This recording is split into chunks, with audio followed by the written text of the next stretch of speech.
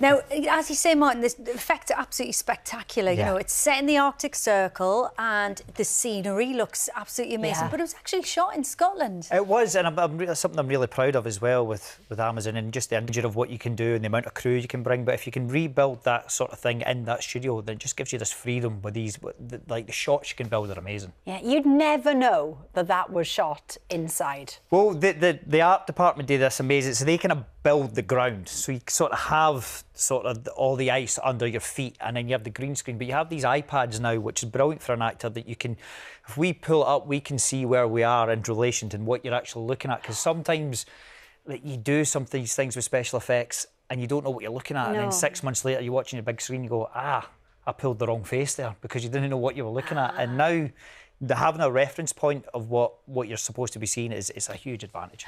And it must have been quite cold.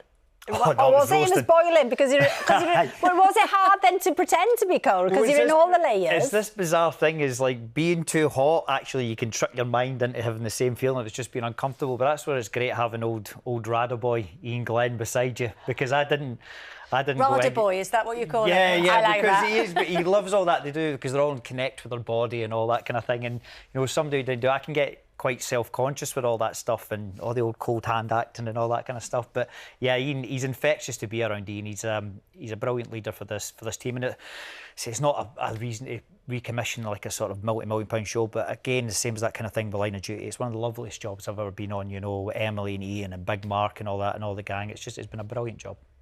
And, well, one of the ways that you did have an advantage, though, Martin, is that you know a little bit about life on an oil rig, thanks to your dad, I think. A wee bit. Aye. So my dad worked offshore. I've still got some friends who worked offshore. And actually, when John Strickland, our director, came to us, he met my dad on another job we'd done together. And John just says, look, we're doing this thing on an oil rig. I know your dad worked on an oil rig, so what do you think? Have a look at it and let me know what you think. But this show just takes this mad. I thought it was going to be a bit like hard drinking men, you know, coming home and social strife and all this stuff, and then it becomes this sort of end of days, sort of beginning of time being and all that kind of stuff. So it's been brilliant. So my dad was a bit like, what is this? But he came round like a lot of people did.